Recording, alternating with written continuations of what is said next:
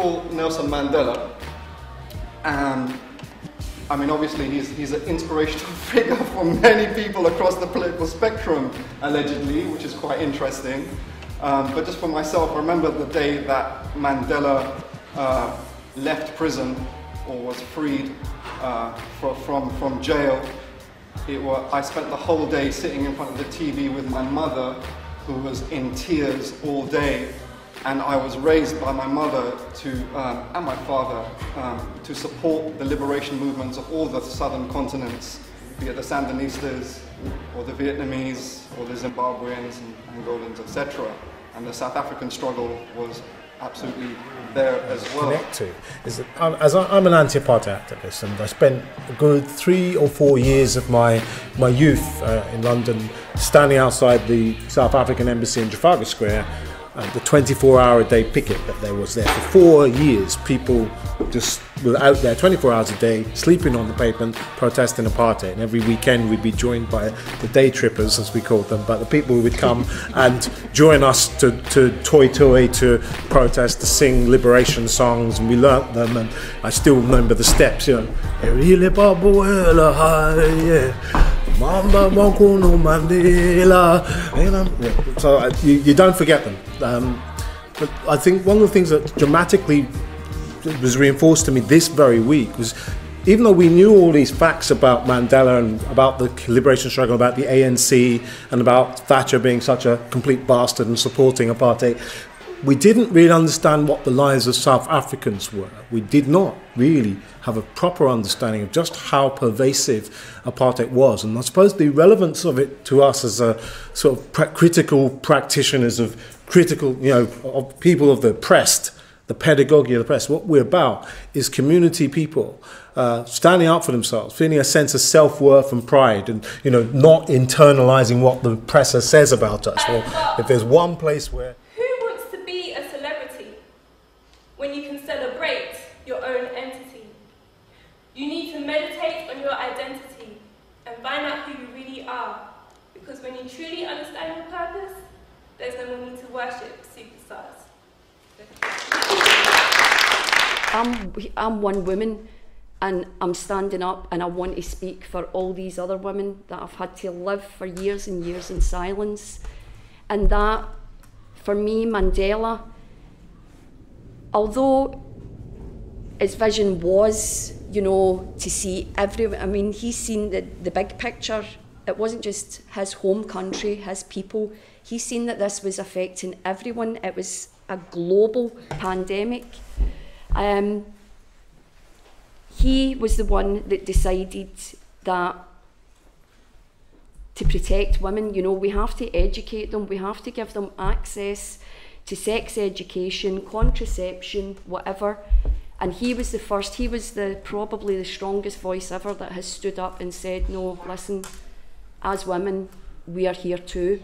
So it started in the 70s.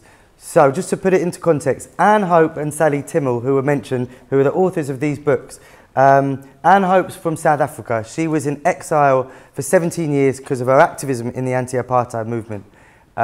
She went to America for a bit of that, where she met Sally Timmel, and she was a student under Paulo Freire, who was the author of Pedagogy of the Oppressed and many other books.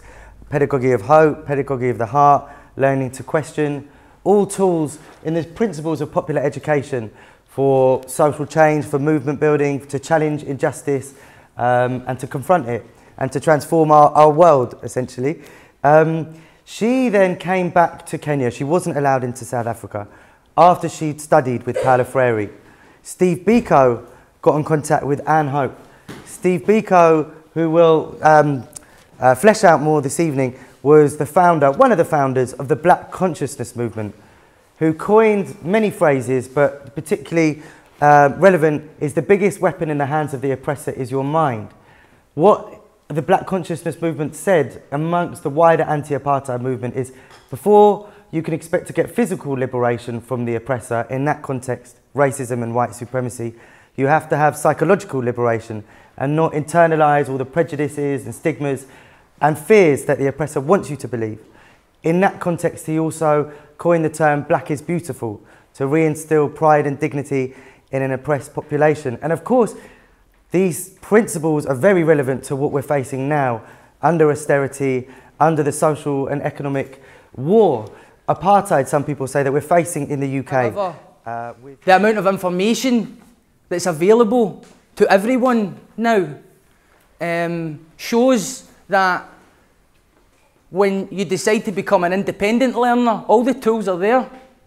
There's very little being hidden from us. It's about our willingness to do something about it. In terms of what I've noticed in the local communities that I'm working in just now, and something I've thought a lot about myself recently, is the syntax of this society is privy to a chosen few people. How many people in here have studied law? Right, and we're the activists. We're the activists, right? How many people in here have studied economics? Right, a couple, right? And we're the activists, right? What about news literacy? Anybody here studied news literacy? I'll tell you why, because they don't teach it. So why not arm the citizen with the critical tools to be able to discern the crap from what they need to know?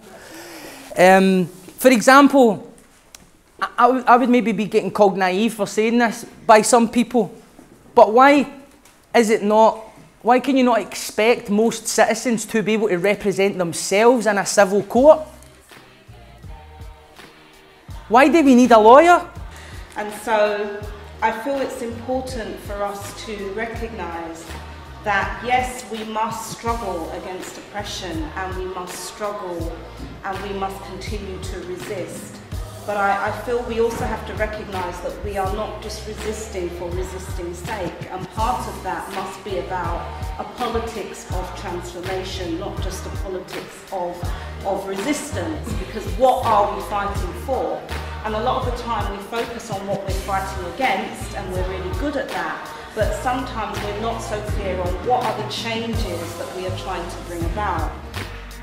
The global movement, where we are all talking similar languages, but we all recognise that we have a responsibility to struggle to bring about another world, okay? Not just for ourselves, but for our children and our children's children. And that's not necessarily just your biological children, it's about our families, it's about our communities. And this is our historic mission.